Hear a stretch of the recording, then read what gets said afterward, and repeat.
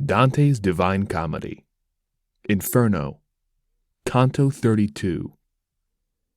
If I had rhymes both rough and stridulous, as were appropriate to the dismal whole, down upon which thrust all other rocks, I would press out the juice of my conception more fully.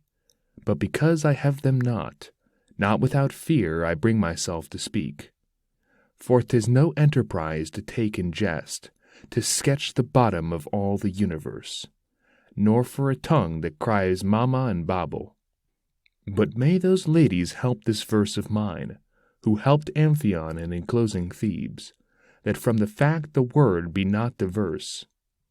O rabble ill-begotten above all, who were in the place to speak of which land is hard, 'twere better ye had here been sheep or goats.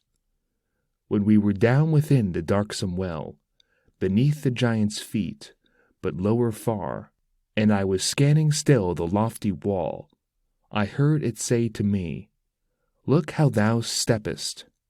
Take heed thou do not trample with thy feet the heads of the tired, miserable brothers.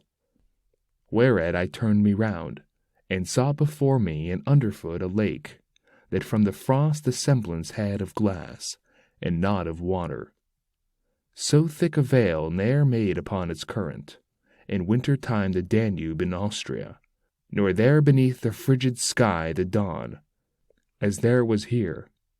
So if Tambernique had fallen upon it, or Pietrapana, Eden at the edge would not have given a creak. And as to croak the frog doth place himself with muzzle out of water, when is dreaming of gleaning oftentimes the peasant girl, livid, as far down as where shame appears, were the disconsolate shades within the ice, setting their teeth under the node of storks.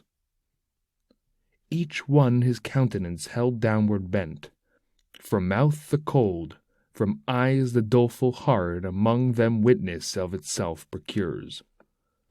When round about me somewhat I had looked, I downward turned me, and saw two so close, the hair upon their heads together mingled.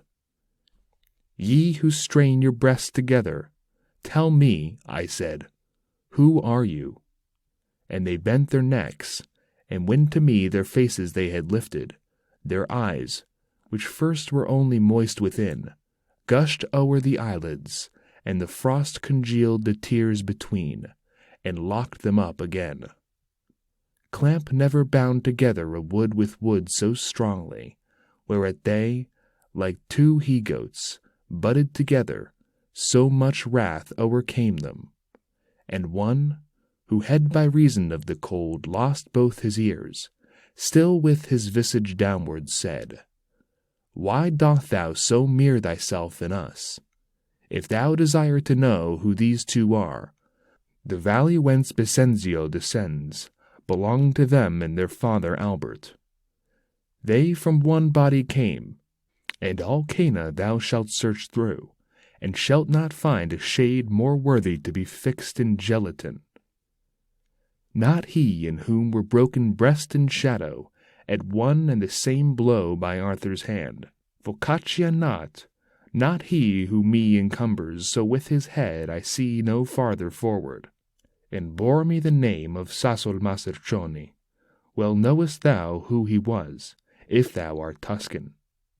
And if thou put me not to further speech, know that I Camicion de Pazzi was, and wait Carlino to exonerate me.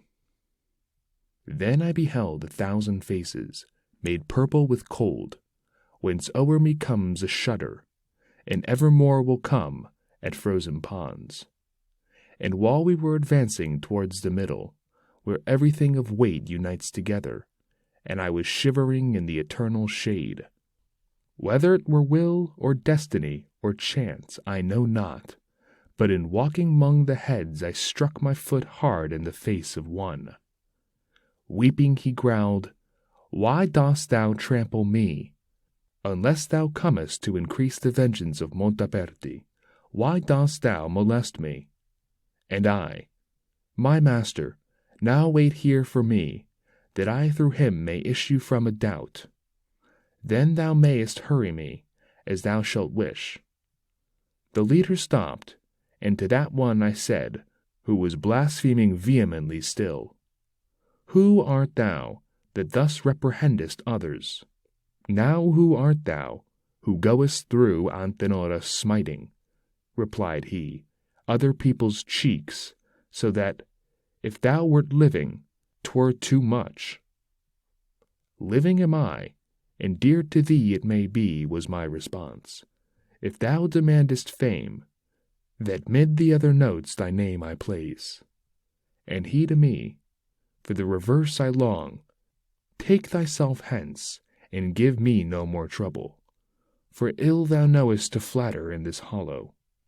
Then by the scalp behind I seized upon him, and said, It must needs be thou name thyself, or not a hair remain upon thee here.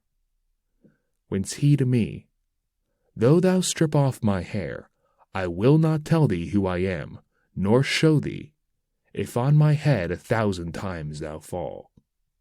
I had his hair and hand already twisted, and more than one shock of it had pulled out. He barking, with his eyes firmly held down, when cried another, What doth ail thee, Bocca? Is't not enough to clatter with thy jaws, but thou must bark? What devil touches thee? Now, said I care not to have thee speak, accursed traitor, for unto thy shame I will report of thee veracious news. Begone, he answered, and tell what thou wilt, but be not silent, if thou issue hence, of him who has just now his tongue so prompt. He weepeth here, the silver of the French. I saw, thus canst thou phrase it, him of Duera, there where the sinners stand out in the cold. If thou shouldst question be who else was there, thou hast beside thee him of Beccaria, of whom the gorget Florence slid asunder. Gianni de Soldanier, I think, may be yonder with Ganelon, and Del Bardello, who oped Faenza when the people slept. Already we had gone away from him, when I beheld 2 frozen in one hole, so that one head a hood was to the other. And even as bread through hunger is devoured, the uppermost on the other set his teeth, there where the brain is to the nape united. Not in another fashion Titius gnawed the temples of Menalippus in disdain, than that one did the skull and the other things. O thou, who showest by such bestial sign thy hatred against him, whom thou art eating, tell me the wherefore, said I, with this compact, that if thou rightfully of him complain, in knowing who ye are, and his transgression, I in the world above repay thee for it, if that wherewith I speak be not dried up.